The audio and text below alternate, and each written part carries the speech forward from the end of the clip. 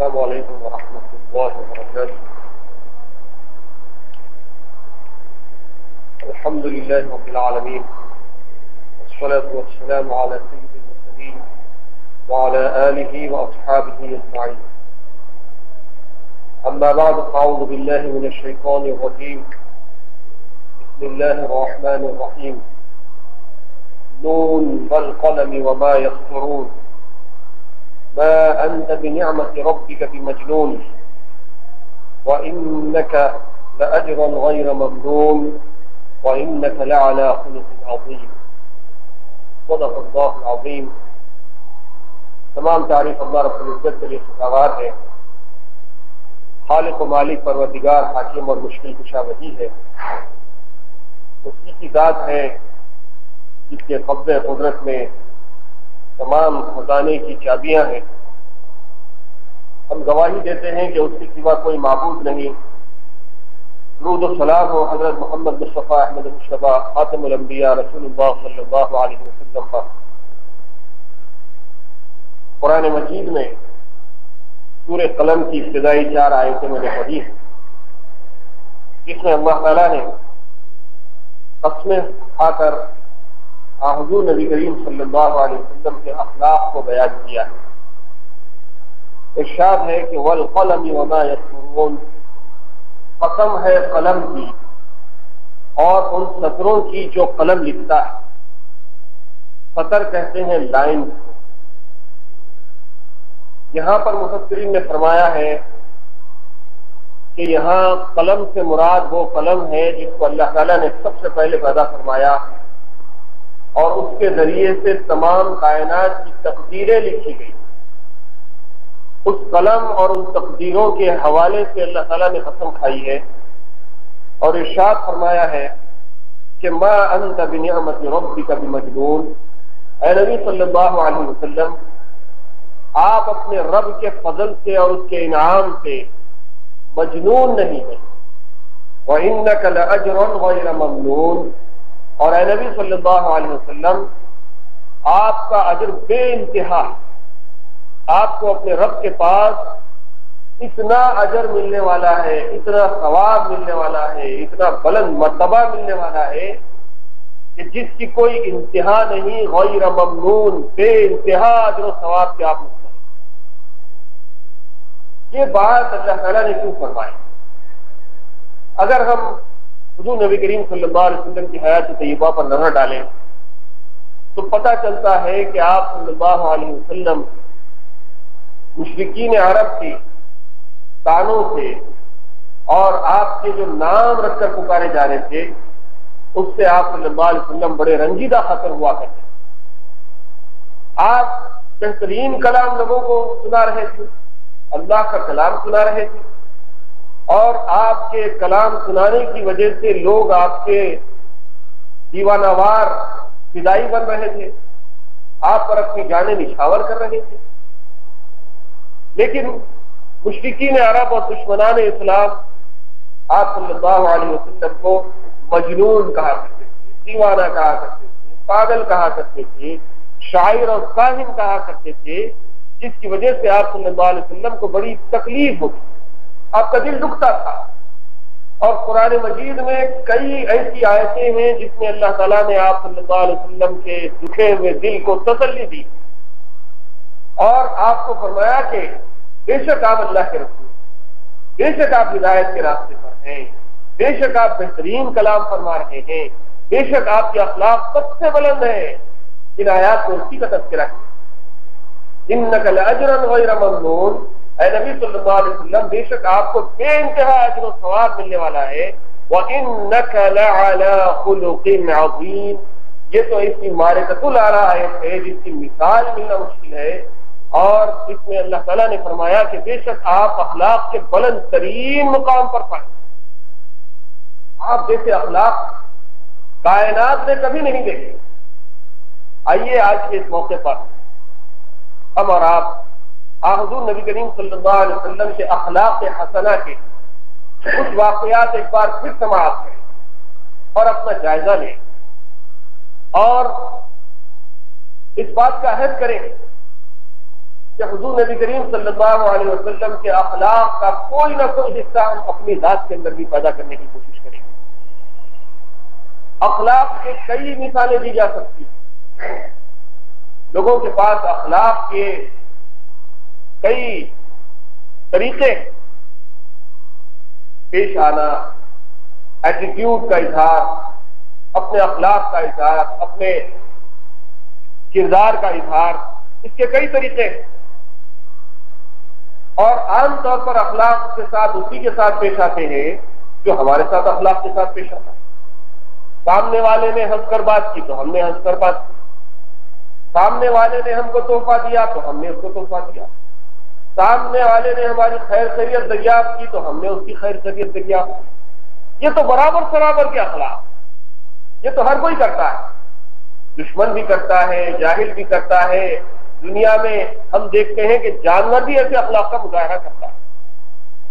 بات سبھی کو معلوم ہے کہ جب کتے کو ہڈی بھی ڈالی جاتی ہے تو وہ ہڈی کے نتیجے میں دم ہلانے لگتا ہے، اور اگر اٹھا کر پتھر مارنے کی کوشش کی جاتی ہے تو وہ غرہ کے آنکھ سے آنے لگتا ہے۔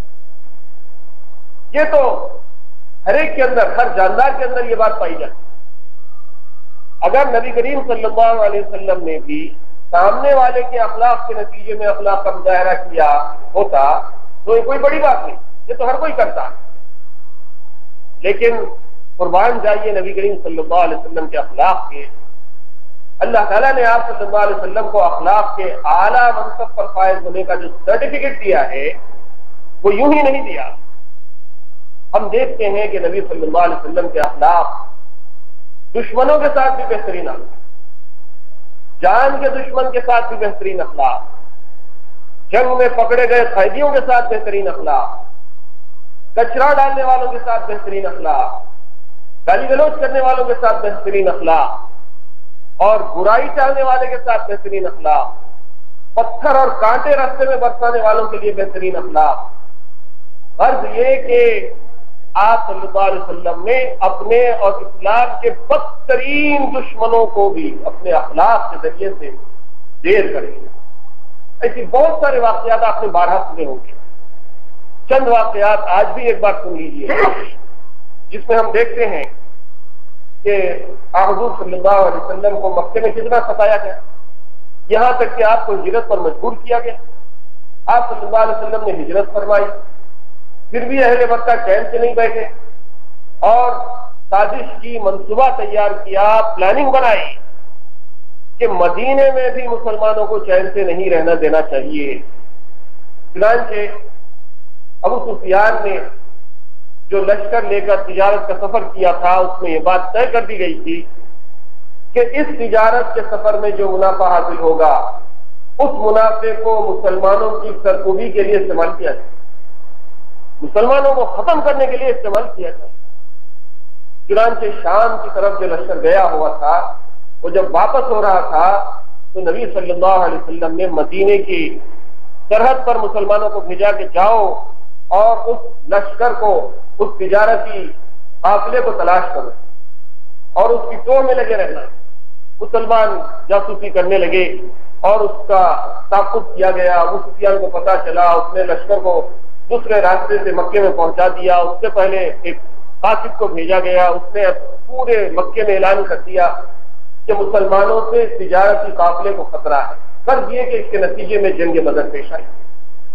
جنگ بدر میں زبردست لڑائی ہوئی، آپ جانتے ہیں اس کے حالات، وہ ساری تفصیلات کو چھوڑ کر مجھے حضور نبی کریم صلی اللہ علیہ وسلم کے اخلاق کے بارے میں آپ کو بتایا کہ جب جنگ ختم ہوئی اور مشرکین عرب کے بہت سارے سپاہی قید کر لیے گئے تو سپاہیوں کے قید کرنے کے بعد حکم دیا گیا کہ ان کو رسیوں سے کس دیا جائے، اور عام طور پہ دشمن کا جو بھی قیدی ہوتا ہے اس کو پکڑنا اور باندھنا ضروری ہوتا ہے، ورنہ ممکن ہے کہ وہ پھر سے دوبارہ حملہ کرنے لگے، اس لیے ان کو قید کیا گیا، ان کو رسیوں سے باندھا گیا۔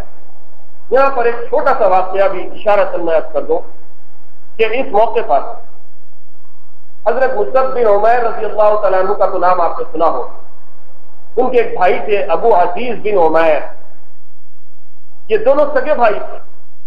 مصعب بن عمیر رضی اللہ تعالیٰ عنہ مسلمان ہو گئے، حالانکہ پیسے والے گھرانے کے لڑکے تھے، روزانہ نیا جوڑا پہنا کرتے تھے، زبردست خوشبو کا استعمال کیا کرتے تھے، دور دور تک ان کی خوشبو اور ان کی ڈریسنگ کے چرچے ہوا کرتے تھے، لیکن حضور صلی اللہ علیہ وسلم کی محبت میں سب کچھ قربان کیا، ہجرت کر کے مدینہ آ گئے۔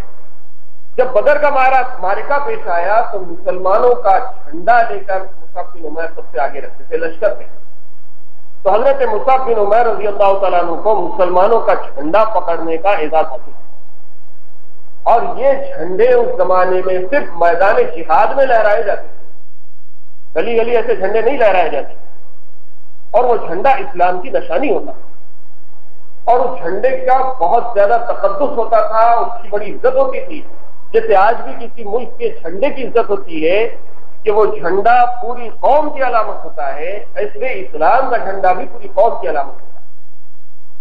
جھنڈا اگر بلند رہتا ہے تو مطلب یہ ہے کہ ہم ظفریاب ہیں، ہم کامیاب ہیں، اور اگر جھنڈا گر جاتا تو اس بات کی علامت ہوتی کہ ہم نے شکست کو قبول کر لیا، ہم ہار چکے۔ اس لیے جھنڈے کا سنبھالنا ایک بہت بڑی ذمہ داری ہوتی ہے۔ حضرت مصعب بن عمیر رضی اللہ تعالیٰ عنہ میدان جہاد میں جھنڈا سنبھالتے تھے، گلی کوچوں میں جھنڈا نہیں سنبھالتے۔ فرض یہ کہ مسلمانوں کا اور اسلام کا جھنڈا مصعب بن عمیر کے ہاتھ میں تھا، اور دوسری طرف مشرکین کا جو لشکر تھا اس کے جھنڈے کی ذمہ داری مصعب بن عمیر کے بھائی ابو عزیز بن عمیر کے ہاتھ میں تھی۔ تو ادھر سے ایک بھائی جھنڈا بردار اور ادھر سے ایک بھائی جھنڈا بردار، لیکن جب جنگ ختم ہوئی، مشرکین کو شکست ہو گئی، اور ابو عزیز بن عمیر یہ مسلمانوں کے پاس قیدی بن کر آئے، ان کو قید کر دیا گیا، تو ان کے ہاتھ پاؤں رسی سے باندھے جا رہے تھے۔ اتنے میں مصعب بن عمیر رضی اللہ تعالیٰ عنہ ان کے سامنے سے گزرے، ایک انصاری صحابی ابو عزیز بن عمیر کے ہاتھ پیر باندھ رہے۔ مصعب بن عمیر نے کہا کہ اس کے ہاتھ پاؤں ذرا سختی سے باندھو، اس کی ماں بڑی مالدار ہے اور تم کو اس کے بدلے میں بہت بڑی مقدار میں فدیہ مل سکتا ہے، خوب مال حاصل کر سکتے ہو، اس کے ہاتھ پر ذرا کس کے باندھو۔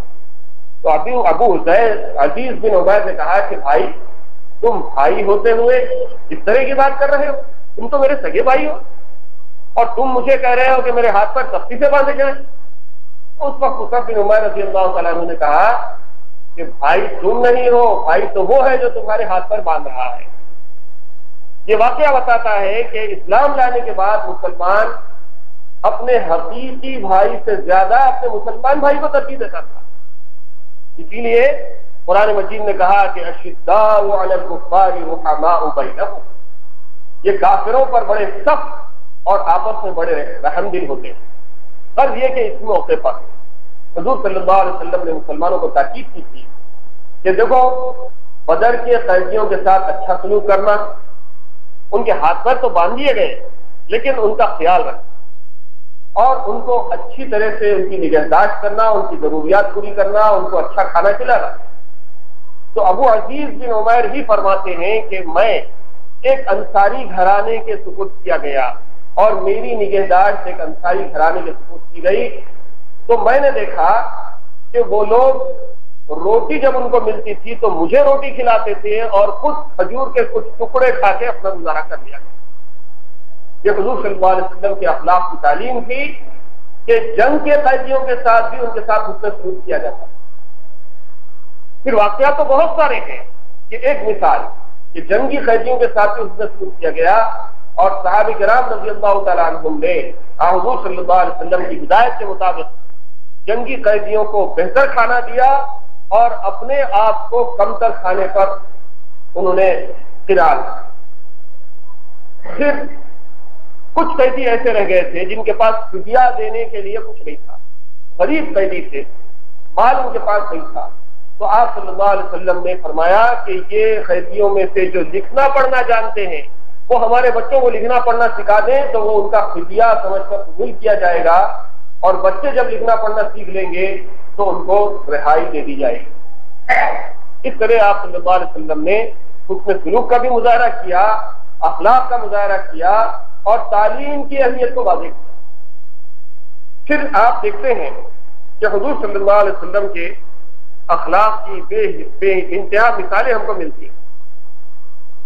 حدیبیہ کا موقع ہے، صلح حدیبیہ لکھی جا رہی ہے، اور اس موقع پر جبکہ حضور صلی اللہ علیہ وسلم عمرے کے لیے تشریف لائے تھے مکے کو، مسلمانوں کا ایک بہت بڑا گروہ حضور صلی اللہ علیہ وسلم کے ساتھ تھا، صحابہ کرام ساتھ تھے، احرام باندھے ہوئے تھے، قربانی کے جانور ساتھ لیے ہوئے تھے، مسلمان کسی قیمت واپس نہیں جانا چاہتے تھے۔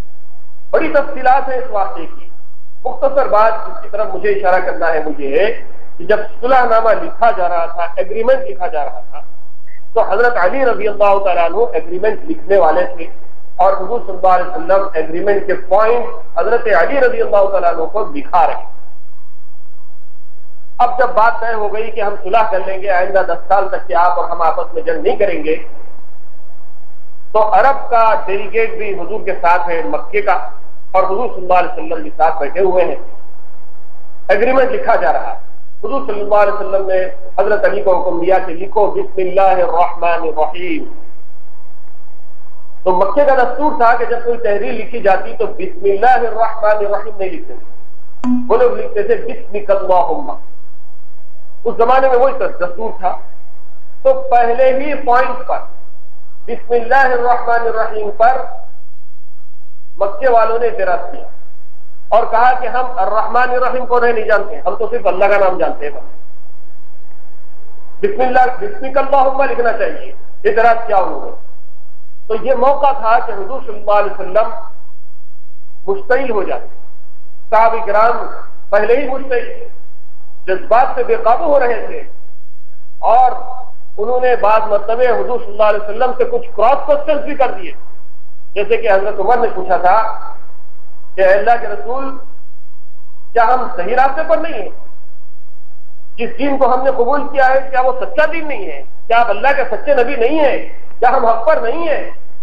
تو کیسے سوالات؟ اس پر بھی حضور صلی اللہ علیہ وسلم نے حلم و بردباری کا مظاہرہ کیا، اپنے جذبات کو قابو میں رکھا، مشتعل نہیں، ان کو مناسب جواب دیا۔ حضرت عمر کو کہا کہ بے شک ہم سچے دین پر، بے شک میں اللہ کا رسول ہوں، بے شک تم لوگ حق پر ہو۔ حضور نے احتیاج کو کبھی بھی اپنے پاس آنے نہیں دی۔ پھر اس کے بعد ہم دیکھتے ہیں کہ جب یہ اعتراض کیا گیا تو حضور صلی اللہ علیہ وسلم نے فرمایا کہ ٹھیک ہے، بسم اللہ الرحمن الرحیم مت لکھو، بلکہ بسمک اللہم لکھو۔ پھر دوسرا جملہ لکھنے کے لیے حکم دیا گیا، لکھو کہ یہ معاہدہ مشرکین مکہ اور محمد رسول اللہ صلی اللہ علیہ وسلم کے درمیان لکھا جا رہا ہے۔ حضرت علی نے لکھ دیا کہ یہ معاہدہ محمد رسول اللہ صلی اللہ علیہ وسلم اور مشرکین عرب کے درمیان لکھا جا رہا ہے۔ تو مشرکین نے پھر اعتراض کیا، کہا کہ محمد الرسول اللہ ہم برداشت نہیں کرتے، ہم تو آپ کو محمد بن عبداللہ سے جانتے ہیں، اگر ہم آپ کو محمد الرسول اللہ تسلیم کر لیں تو پھر جھگڑا ہی کہتا ہے، ہم آپ کو محمد رسول اللہ نہیں لکھنے دیں۔ حضور صلی اللہ علیہ وسلم نے حضرت علی سے کہا کہ علی کاٹ دو، محمد رسول اللہ کٹ کر دو اور لکھو محمد بن عبداللہ۔ حضرت علی نے کہا کہ اللہ کے رسول میں نہیں کاٹوں گا۔ اب یہاں پر پھر آزمائش، حضرت علی نے انکار کر دیا، کہا کہ اللہ کے رسول میں تو آپ کو اللہ کا رسول مانتا ہوں، میں کیسے کاٹوں گا؟ حضور نے فرمایا کہ اچھا وہ کہاں لکھا ہوا بتاؤ۔ حضرت علی نے بتا دیا، تو حضور صلی اللہ علیہ وسلم نے اپنے ہاتھ میں قلم لے کر اس نے حصے کو کٹ کر دیا اور کہا کہ لکھو محمد بن عبداللہ۔ اور پھر وہ سارے معاہدے کے جو پوائنٹس تھے وہ بڑے تکلیف دہ تھے، ایک طرفہ تھے، ون سائڈڈ تھے، جس کو قبول کرنے اور ایکسپٹ کرنے کے لیے مسلمان تیار نہیں تھے۔ بہرحال اللہ کا حکم تھا، اللہ کے رسول کا حکم تھا، اس لیے مسلمانوں کو بات ماننی پڑی۔ تو ہم دیکھتے ہیں کہ قدم قدم پر حضور صلی اللہ علیہ وسلم نے حلم و بردباری کا مظاہرہ کیا، برداشت سے کام لیا، اشتہار سے کام نہیں لیا۔ اپنوں کے ساتھ بھی آپ رحیم و شفیق رہے اور غیروں کے ساتھ بھی آپ رحمت بنے رہے۔ پھر ہم دیکھتے ہیں کہ حضور صلی اللہ علیہ وسلم کی حیات طیبہ میں کیسے کیسے واقعات پیش آئے اور کیسے کیسے موقعوں پر آپ صلی اللہ علیہ وسلم نے صبر و تحمل کا مظاہرہ کیا اور اپنے اخلاق کا بھرپور ثبوت کیا۔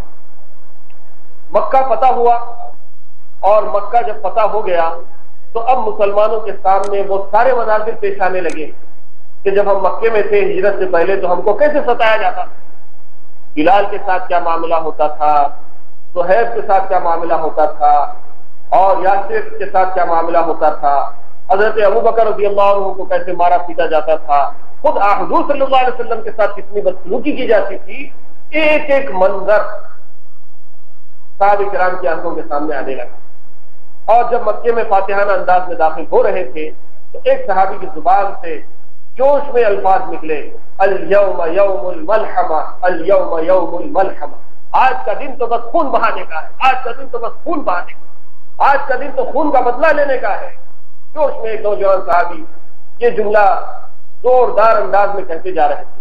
حضور صلی اللہ علیہ وسلم کے کان میں الفاظ پڑے تو آپ صلی اللہ علیہ وسلم نے فرمایا کہ نہیں، آج کا دن خون بہانے کا نہیں، بلکہ آج کا دن رحم کرنے کا ہے۔ اس جملے کو اس طرح سے بدل دو کہ لام کی جگہ رے لگا اور کہو الیوم یوم المرحمہ، الیوم یوم المرحمہ، آج کا دن تو رحم کرنے کا ہے۔ پھر آپ صلی اللہ علیہ وسلم نے کوئی جملے میں تبدیلی کر کے خاموشی اختیار نہیں فرمائی۔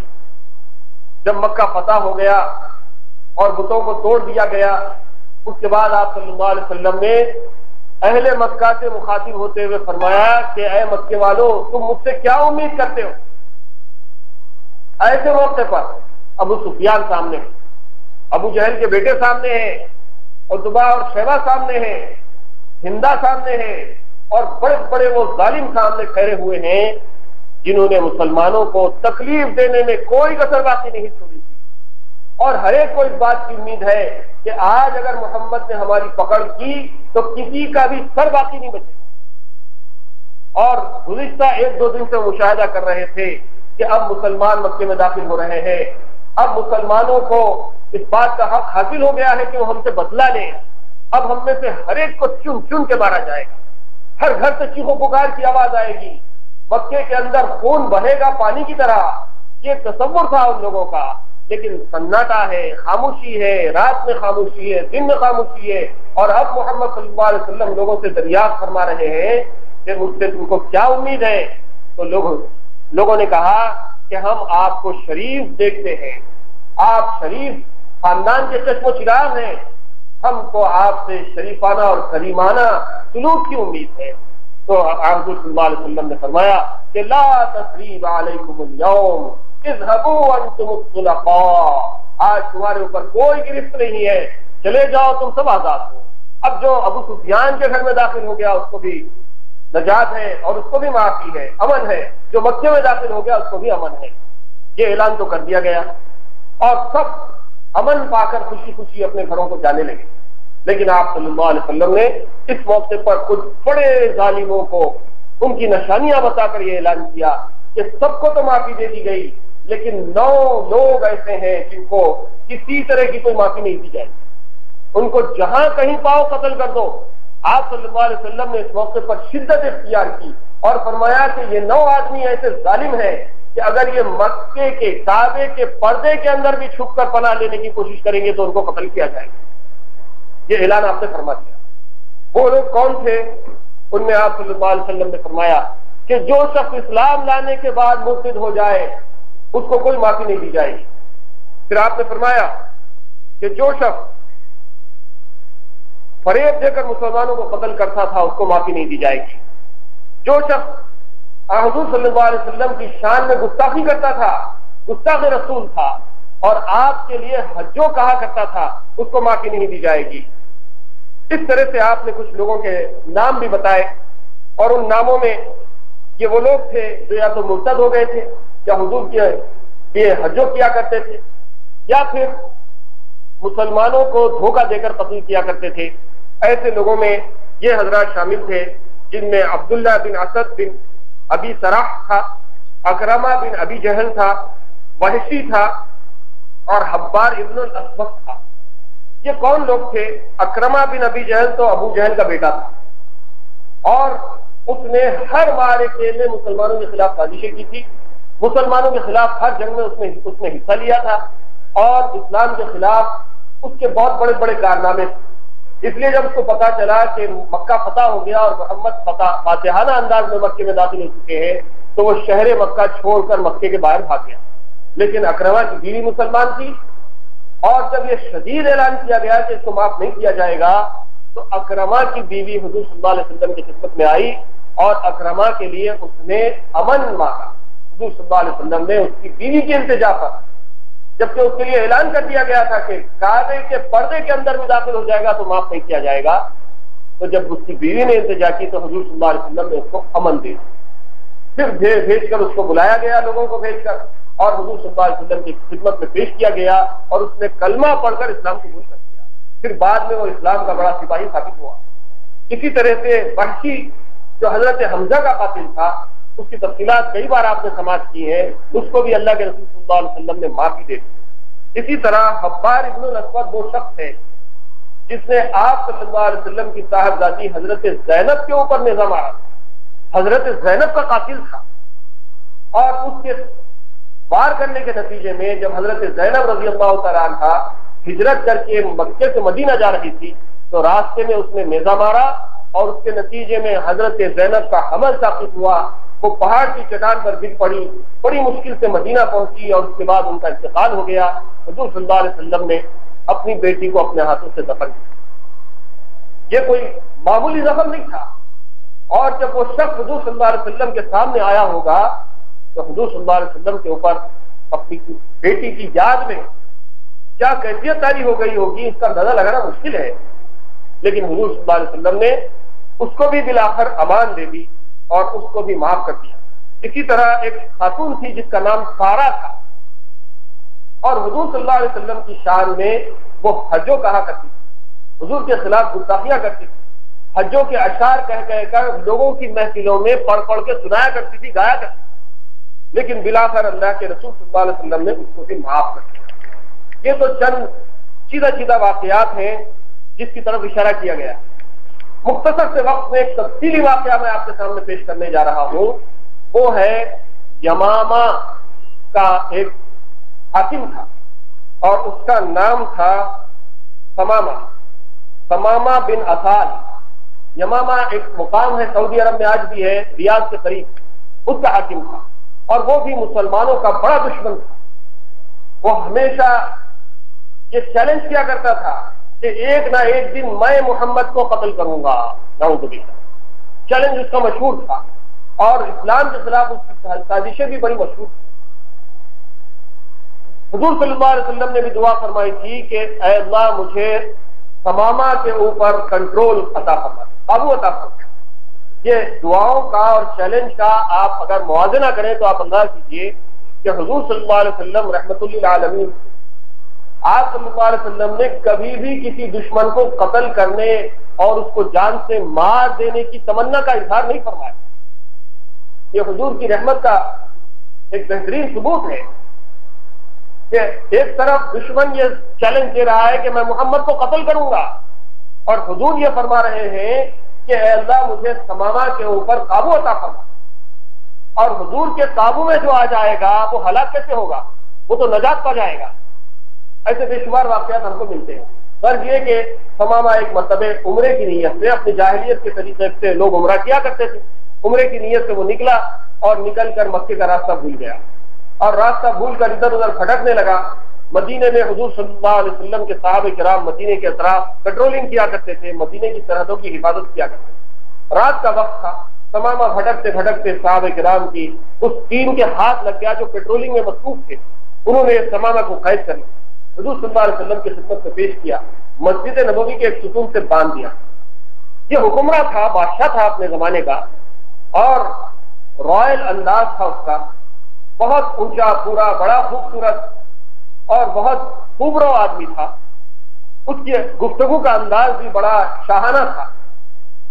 حضور صلی اللہ علیہ وسلم کو پتا چلا کہ ثمامہ قید ہو گیا ہے تو آپ صلی اللہ علیہ وسلم اس کے پاس آئے. ستون سے باندھا ہوا ہے، اور حضور صلی اللہ علیہ وسلم نے ثمامہ سے آ کر پوچھا ہے ثمامہ کس حال میں ہو؟ ثمامہ نے کہا کہ ٹھیک ہوں. بڑے بے رخی کے انداز میں اس نے جواب دیا. پھر حضور نے فرمایا کہ کیا چاہتے ہو؟ تو ثمامہ نے کہا کہ اے محمد، اگر تم مجھ کو قتل کر دو گے، جو اس کے الفاظ ہیں، اگر تم مجھ کو قتل کر دو گے تو میری قوم تم سے بدلہ لے، اور اگر تم میرے ساتھ حسن سلوک کرو گے تو میں بھی حسن سلوک کا بہترین بدلہ تم کو دوں گا. اور یہ باتوں کو چھوڑو، بتاؤ تم کو مال اور دولت کی ضرورت ہے تو اس کے بارے میں بات کرو. تم کتنا مال لے کر مجھ کو چھوڑنا چاہتے ہو؟ یہ بات جو اس نے کی تو بڑے ترش انداز میں کی، بڑے سخت انداز میں کی، اور حضور صلی اللہ علیہ وسلم کو گویا کہ اس نے خریدنے کی کوشش کی، رشوت کا پیشکش کیا گویا کہ اس نے، یا پھر آپ یہ سمجھیے کہ فدیہ دینے کے لیے تیار ہو گئے۔ حضور صلی اللہ علیہ وسلم نے صحابہ کرام کو کہا کہ اس کی ضیافت دودھ سے کی جائے۔ پہلا دن چھوڑ دیا گیا، وہ باندھا ہوا ہے۔ دوسرے دن حضور پھر سے آئے اور پھر آ کر اس کی خیر خیریت دریافت کی۔ اس نے دوسرے دن بھی پھر اسی انداز میں جواب دیا۔ حضور صلی اللہ علیہ وسلم تیسرے دن آئے۔ حضرت ابو ہریرہ رضی اللہ تعالیٰ عنہ فرماتے ہیں کہ ہم غریب صحابہ جب ثمامہ سے یہ سنتے تھے کہ مال کی اگر ضرورت ہے تو بتاؤ کتنا مال تمہیں چاہیے، تو حضرت ابو ہریرہ فرماتے ہیں کہ ہم غریب صحابہ یہ امید کرنے لگے کہ اس کو مار کے کیا ملے گا، اس کو چھوڑ کر فدیہ لے لیا جائے، کم از کم چند دنوں کی روٹی ہمیں میسر آ جائے۔ یہ ہماری تمنائیں تھی۔ جب تیسرا دن آیا تو وہ فیصلے کا دن تھا، آج فیصلہ سنایا جانے والا تھا۔ حضور نے آ کر ثمامہ کی خیر خیریت دریافت کی تو ثمامہ نے اسی ترش انداز میں جواب دیا، اور آج گستاخی میں کچھ اضافہ اس نے کیا اور اس نے اپنی قوم کی شان و شوکت بیان کی، حضور صلی اللہ علیہ وسلم کی شان میں کچھ گستاخانہ الفاظ بھی کہے۔ حضور صلی اللہ علیہ وسلم نے اس کی بات سنی اور مسکرانے لگے۔ جب اس نے حضور کے جذبات سے کھلواڑ کی تو صحابہ کرام فرماتے ہیں کہ اب ہم منتظر تھے کہ حضور صلی اللہ علیہ وسلم اس کے لیے کیا جواب ہے، کیا فیصلہ فرماتے ہیں۔ حضور صلی اللہ علیہ وسلم نے صحابہ کرام کو دیکھا، ثمامہ کو دیکھا، پھر صحابہ کرام رضی اللہ عنہ کو دیکھ کر کہا کہ اس کی رسیاں کھول دو اور اس کو آزاد کرو۔ چھوڑ دیا۔ نہ مال کی بات ہوئی، نہ لین دین کی بات ہوئی، کچھ نہیں کہا۔ حضور صلی اللہ علیہ وسلم نے صرف کہا کہ خود کو وہ جیسے ہی اٹھا دوڑا ہوا مسجد نبوی کے باہر گیا، اپنے گھوڑے پر سوار ہوا، تیزی کے ساتھ مدینے کے باہر جانے لگا۔ جب مدینے کی سرحد کو پار کرنے لگا تو اس کے دل میں خیال آیا کہ بڑا عجیب آدمی ہے۔ حضور صلی اللہ علیہ وسلم کے ساتھ بارے میں سوچ رہا ہے کہ بڑا عجیب آدمی ہے، میں نے دنیا کے بڑے بڑے لوگوں کو دیکھا ہے لیکن اتنا بردبار، اتنا سنجیدہ مزاج، اتنا علم والا، اتنا برداشت کرنے والا آدمی میں نے کسی کو نہیں پایا۔ وہ ایک نہر پر گیا، غسل کیا، صاف ستھرے کپڑے پہنے، دوبارہ اپنے گھوڑے پر سوار ہوا، پلٹ کر واپس مدینے میں آیا۔ مسجد نبوی میں حضور صلی اللہ علیہ وسلم تشریف فرما تھے، آ کر حضور کے سامنے کھڑا ہو۔ حضور صلی اللہ علیہ وسلم نے کہا ثمامہ میں نے تو تمہیں آزاد کر دیا تھا، پھر کیسے واپس آئے؟ ثمامہ نے کہا کہ آپ نے آزاد کر کے مجھے قید کر لیا، آپ نے آزاد کر کے مجھے قید کر لیا۔ میں اب آپ کے اخلاق سے اتنا متاثر ہوا ہوں کہ اے اللہ کے رسول، میں اللہ کی قسم کھا کے کہتا ہوں کہ اس سے پہلے آپ کے چہرے سے زیادہ چہرے کی نفرت میرے دل میں کسی اور کو نہیں تھی، آپ کے شہر مدینہ سے زیادہ میرے دل میں کسی اور شہر کی نفرت نہیں تھی، آپ کے مذہب اسلام سے زیادہ کسی اور مذہب کی نفرت میرے دل میں نہیں تھی، لیکن اب اللہ کو گواہ بنا کر میں کہتا ہوں کہ آپ کے چہرے سے زیادہ پسندیدہ اور کوئی چہرہ میری نظر میں نہیں، آپ کے شہر مدینے سے زیادہ پسندیدہ شہر میری نظر میں اور کوئی نہیں، آپ کے مذہب اسلام سے زیادہ اور کوئی مذہب مجھے پسندیدہ نہیں۔ اس لیے میں اب گواہی دیتا ہوں کہ اللہ کے سوا کوئی معبود نہیں ہے اور آپ اللہ کے بندے اور اس کے رسول ہیں۔ کلمہ پڑھا، اسلام میں داخل ہو گیا۔ پھر اس کے بعد اس نے کہا کہ اے اللہ کے رسول، میں عمرے کی نیت سے نکلا تھا، میں جہالت کے طریقے سے عمرہ کرنا چاہتا تھا، اب آپ مجھے بتائیے کہ اسلام کے طریقے سے میں کس طرح سے عمرہ ادا کروں۔ حضور صلی اللہ علیہ وسلم نے اس کو عمرہ کرنے کا سارا طریقہ بتایا اور اس کے بعد وہ وہاں سے اٹھا اور حضور صلی اللہ علیہ وسلم کے بتائے ہوئے طریقے سے عمرہ کرنے کے لیے مکہ روانہ ہو گیا۔ جب وہ مکہ پہنچا تو مشرکین مکہ کے اندر چیما گوئیاں ہونے لگی اور آپس میں خسر خسر ہونے لگی، اور لوگ اس شخص کو جو اسلام قبول کر چکا تھا، اپنے وقت کا بڑا دشمن اسلام تھا، اس نے جب اسلام قبول کر لیا اور اسلام کے مطابق عمرہ کرنے لگا تو لوگ اس کی طرف اشارے کر کے کہنے لگے کہ ثمامہ بدعقیدہ ہو گیا، بددین ہو گیا ہے۔ اس نے جب یہ باتیں سنی تو اس نے کہا کہ میں بددین نہیں ہوا، بدعقیدہ نہیں ہوا، میں نے تو اسلام قبول کر لیا ہے، میں نے تو اللہ کی غلامی اختیار کر لی ہے، میں تو رسول اللہ صلی اللہ علیہ وسلم کا غلام ہو چکا ہوں۔ اے لوگوں، اب تک کے یمامہ سے تم کو جو گیہوں ملتا تھا، اب خدا کی قسم کھا کے کہتا ہوں کہ جب تک کہ محمد صلی اللہ علیہ وسلم مجھے اجازت نہیں دیں گے، گیہوں کا ایک دانہ بھی مکے کو نہیں پہنچے گا، یہاں تک کہ اس نے گیہوں کی سپلائی مکے کو بند کر دی۔ جب مکے کو گیہوں کی سپلائی بند ہو گئی، مکے میں قحط آ گیا اور مکے کے لوگ بھوکوں مرنے لگے، تو مشرکین مکہ کے سردار حضور صلی اللہ علیہ وسلم کی خدمت میں خط لکھ کر بھیجے کہ اے محمد آپ اجازت دیجئے ثمامہ کو کہ وہ گیہوں کی سپلائی مکے کو دوبارہ بحال کر دے. تو حضور صلی اللہ علیہ وسلم نے بغیر کسی شرط کے ثمامہ کو کہا کہ ثمامہ مکے کو گیہوں کی سپلائی بحال کر دی جائے.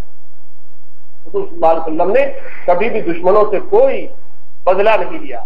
ایسے بہت سے واقعات آپ جو گزارش آپ سے کرنی ہے وہ یہ ہے کہ ہم لوگ حضور صلی اللہ علیہ وسلم کے نام پر بہت کچھ کرنا چاہتے ہیں. یہ اچھی بات ہے, ایمان کی علامت ہے, ایمان کا تقاضا ہے کہ ہم حضور کے لیے اپنی جانوں کو قربان کرتے ہیں. لیکن ساتھ ہی یہ بات بھی یاد رکھیے کہ یہ جو سیزن چلتا ہے حضور سے محبت کے دعووں کا, اس میں اگر ہم کو یقیناً حضور صلی اللہ علیہ وسلم سے محبت ہے تو ایک کام ضرور کیجیے, ایک ہی کام کیجیے کہ حضور کی سیرت کی کوئی کتاب لیجیے اور آپ صلی اللہ علیہ وسلم کی حیات طیبہ کا مطالعہ کرنے کی کوشش. آپ کیسے تھے, آپ کا بچپن کیسا تھا, آپ کی جوانی کیسی تھی, آپ کے اخلاق کیسے تھے, آپ کی سیرت کیسی تھی. جب سیرت آپ پڑھیں گے تو یقین جانیے کہ آپ کو قرآن بھی سمجھ میں آئے گا, آپ کو حدیث بھی سمجھ میں آئے گی. اس لیے کہ قرآن و حدیث میں احکامات ہیں اور سیرت میں احکامات کا پریکٹیکل آپ کو ملے گا. جب احکامات بھی ملیں گے, پریکٹیکل بھی ملے گا, جب آپ کو تعلیم بھی ملے گی اور معلم بھی ملے گا, تب کہیں جا کر دین اسلام ہم کو سمجھ میں آئے گا. اور یہ بات سمجھ میں آئے گی کہ حضور صلی اللہ علیہ وسلم ہمارے لیے بہترین اسوہ حسنہ ہے. یہ ایک ہی گزارش کے ساتھ اپنی بات کو ختم کرتا ہوں. آپ اور ہم سب مل کر اس بات کا عہد کریں کہ آپ کو انگریزی آتی ہے تو انگریزی میں سیرت کا مطالعہ کیجیے, تیلگو آتی ہے تیلگو میں کیجیے, اردو آتی ہے تو یہ نعمت غیر مترقبہ ہے. آج اردو میں بے شمار کتابیں موجود ہیں لیکن لوگ پڑھنے والے نہیں. اخبارات میں مضامین آتے ہیں لیکن پڑھنے والے نہیں. اخبار میں ہماری اپنی مرضی کی جو نیوز آتی ہے وہ تو ہم پوری پڑھ لیتے ہیں, کھیل کی خبریں پوری پڑھ لی جاتی ہیں, فلم کی خبریں پوری پڑھ لی جاتی ہیں, سیاسی خبریں پوری پڑھ لی جاتی ہیں, لیکن مذہبی باتیں بہت کم لوگ پڑھنے والے ہیں. اللہ تعالیٰ سے دعا ہے کہ اللہ تعالیٰ ہم کو